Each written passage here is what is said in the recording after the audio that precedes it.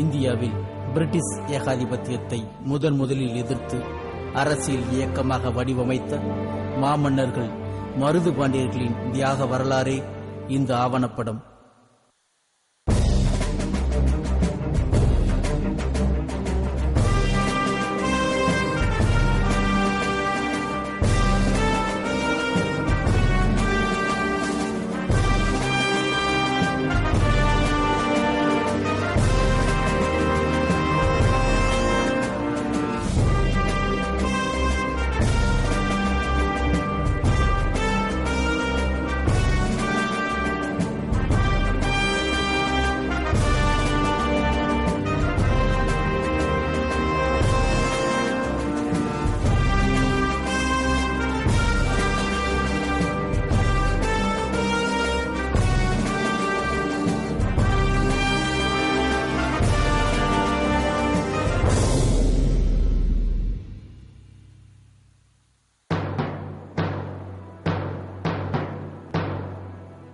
வர்த்தகர்களாக இந்தியாவுக்கு வந்த ஆங்கிலேயர்கள் ஆட்சியாளராக மாறி லண்டனை தலைமை பீடமாக வைத்துக் கொண்டு இந்தியாவை அடிமைப்படுத்தினர்.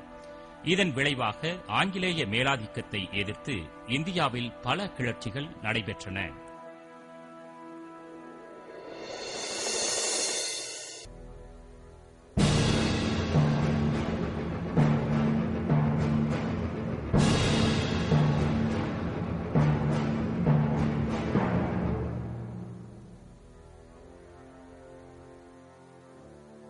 வங்கசேனை படைப்பிரிவில் பணியாற்றிய மங்கள் பாண்டே பன்றிக் கொழுப்பும் மாட்டுக் கொழுப்பும் தடவப்பட்ட தோட்டாக்களை வாங்க மறுத்து பிரிட்டிஷ் சிப்பாய்கள் 3 பேரை படுகொலை செய்தார்.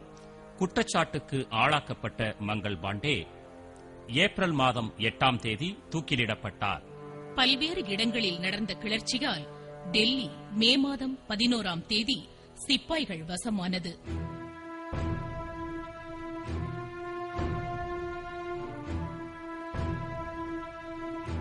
இதன் தொடர்ச்சியாக ஜான்சி ராணி லட்சுமிபாய் கொல்லப்பட்டார்.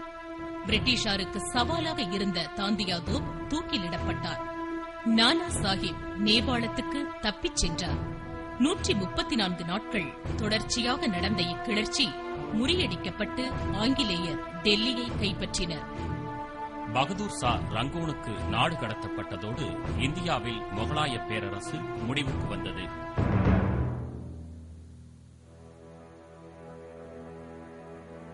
பெருங்கிளர்ச்சி என்று அழைக்கப்படுகிற சிப்பாய் புரட்சி இந்திய நிலமானிய முறைக்கும் புதிய ஐரோப்பிய முன்னேற்ற முறைக்கும் இடையே நடந்த மோதலாகும். மேலும் சாதி ஒழிப்பு, விதவை மறுமணச் சட்டம் போன்ற சீர்திருத்தங்களை பிற்போக்கான முறையில் அர்த்தப்படுத்திக் கொண்டு நடந்த சிப்பாய் புரட்சியை விடுதலை போராக ஏற்றுக்கொள்ள முடியாது என்பதே வரலாற்று உண்மை. இதற்கு 57 ஆண்டுகளுக்கு முன் மருது பாண்டியர்களால் இயக்க ரீதியிலான அரசியல் வடிவம் கொடுக்கப்பட்ட தென்னிந்திய புரட்சியே இந்தியாவின் முதல் சுதந்திர போராகும். 18ஆம் நூற்றாண்டின் பிற்பகுதியில் சிவகங்கை சீமையின் வரலாறு பெருமை மிக்கதாக இருந்ததற்கு காரணமான மருது சகோதரர்கள் அருப்புக்கோட்டை மானாமதுரை வழித்தடத்தில் அமைந்துள்ள நரிக்குடி முக்குளத்தில் மொக்க பழனியப்பன் என்பவருக்கும் ஆனந்தாயி என்ற பொன்னாத்தாளுக்கும் மகனாக பிறந்தார்கள். மருது சகோதரர்களின் தந்தை ராமநாதபுரத்தில் சேதுபதியிடம் முதன்மை சிப்பாயாக பணியாற்றினார். இதனால் தன் உறவினரான சிவகங்கை மன்னரது பணியில் மருதிருவரை சேதுபதி அனுப்பி வைத்தார். பிற்காலத்தில் தன் அரசியல் சாதுரியத்தாலும் நிர்வாகத்தின் ராஜதந்திரத்தாலும் மருதிருவர் அரசு பொறுப்பேற்றார்கள். நரிக்குடி சத்திர வளாகத்தில் மருதிருவர்களின் நினைவாக சிலை எடுத்து மக்கள் வழிபட்டு வருகின்றனர். பெரிய மருதுவும் சின்ன மருதுவும் சிறுவயலில் ஒன்றுக்கொன்று மாறுபட்ட திசையில் வாயில்கள் அமைந்த 9 மாளிகைகள் கொண்ட நவகோள் அரண்மனை கட்டி அவ்வூரை பெரிய நகரமாக்கி சிவகங்கைக்கு நிகராக உயர்த்தினார்கள். ரெங்கவிலாசம் என்று அழைக்கப்படும் அந்த அரண்மனையில்தான் சின்ன மருது பாண்டியன் அரசியல் நிர்வாகத்தை நடத்தி வந்தார்.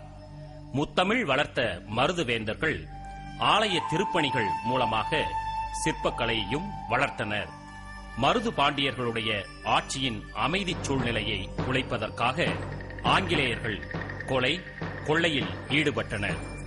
இந்த கொலை கொள்ளையில் தன் கணவனை இழந்து தானும் தீக்குளித்து இறந்து போன இளம் பெண்ணை தீப்பாய்ஞ்ச அம்மனாக மருது பாண்டியரின் வழியினர் இன்றும் நரிக்குடியில் வழிபட்டு வருகின்றனர்.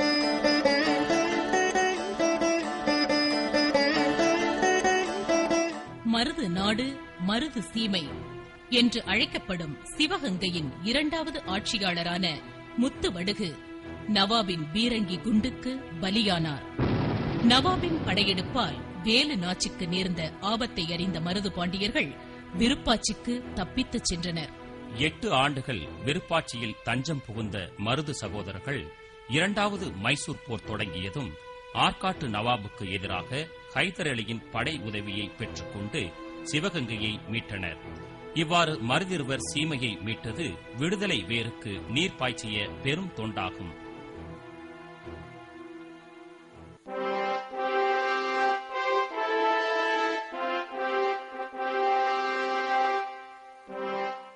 சிவகங்கையை ஆட்சி செய்த மருது பாண்டியர்கள் சத்திரம், திருக்கோவில், திருமடத்து பணிகள் என அறப்பணிகளை மேற்கொண்டனர். வழிபாட்டுக்காக மட்டும் கோவிலை பாதுகாக்காமல் பஞ்சம், பசி போக்கும் சமுதாய நிறுவனமாக கோவில் விளங்குவதால் ஆலயங்களில் உள்ள நகைகளை பாதுகாத்தனர். திருஞான சம்பந்தர், திருநாவுக்கரசர், சுந்தரமூர்த்தி நாயனார், அருணகிரிநாதர் ஆகியோரால் பாடல் பெற்ற ஸ்தலம் காளையார் கோவிலாகும். சங்க காலத்தில் இவ்வூர் காணப்பேர் என அழைக்கப்பட்டது. இக்கோவிலை பெரும் கோவிலாக மருது பாண்டியர்கள் சீரமைத்து கட்டினார்கள். இக்கோவிலில் உள்ள மருது பாண்டியர் கட்டிய ராஜகோபுரம் 9 நிலைகளை கொண்டது. இக்கோபுரம் 157 அடி உயரம் கொண்டது. மீனாட்சியம்மன் ஆலய கோபுரங்களில் மிகவும் உயரமானது 160.25 அடி உள்ள தெற்கு கோபுரமாகும். மதுரை தெற்கு கோபுரத்தை தவிர்த்து ஏனைய கோபுரங்களை விட காளையார் கோவில் ராஜகோபுரம் உயரமானது.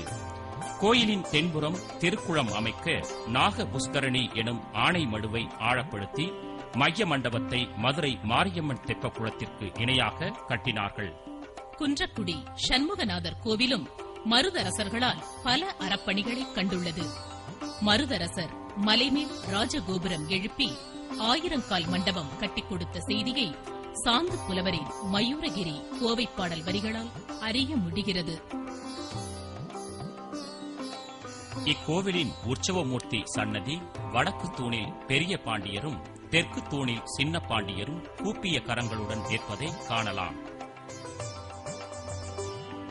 சௌந்தரிய லகரியை தமிழில் பாடிய கவிராஜ பண்டிதரின் சிலை அமைந்துள்ள மானாமதுரை சோமேசர் ஆலயத்திற்கும் மருது பாண்டியர்கள் கோபுரம் கட்டி தேரும் செய்தளித்தனர். காளையார் கோவில் ராஜகோபுரம் கட்டுவதற்கு மானாமதுரையிலிருந்து செங்கற்கள் அனுப்பப்பட்ட போது 1000 கல்லுக்கு 1 கல் வீதம் அடையாளத்திற்கு எடுத்து வைத்த கற்களை கொண்டு கட்டப்பட்டதே இந்த கோபுரமாகும்.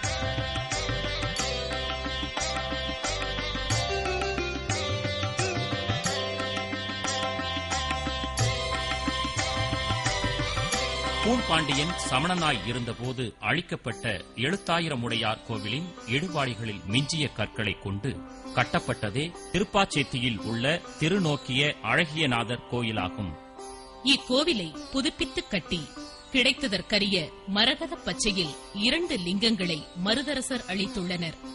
மேலும் 1801 ஏற்பட்ட தென்னிந்திய புரட்சியின் முதல் கட்ட போரில் வீர மரணம் அடைந்த உதய பெருமான் என்பவரின் தியாக பேராற்றலை நினைவு கூர்ந்து சுப்பிரமணியர் சன்னதியில் அவருக்கு சிலை எழுப்பினர்.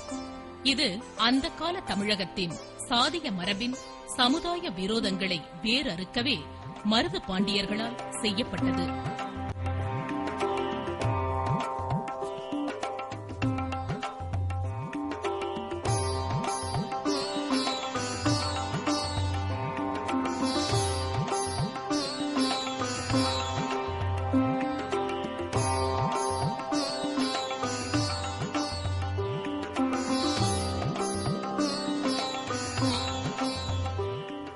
ஏழாம் நூற்றாண்டில் வாழ்ந்த நாவுக்கரசர், சம்பந்தர் முதலிய சமயக்குறவர்களின் பாடல் பெற்ற பழமையான கோவில் திருப்பத்தூரில் உள்ள திருத்தளிநாதர் சிவகாமியம்மன் கோவிலாகும். இக்கோவில் மண்டபம் மருது பாண்டியர்களால் கட்டப்பட்டதற்கு அடையாளமாக மண்டபத்தூணில் உருவச் சிலைகள் உள்ளன.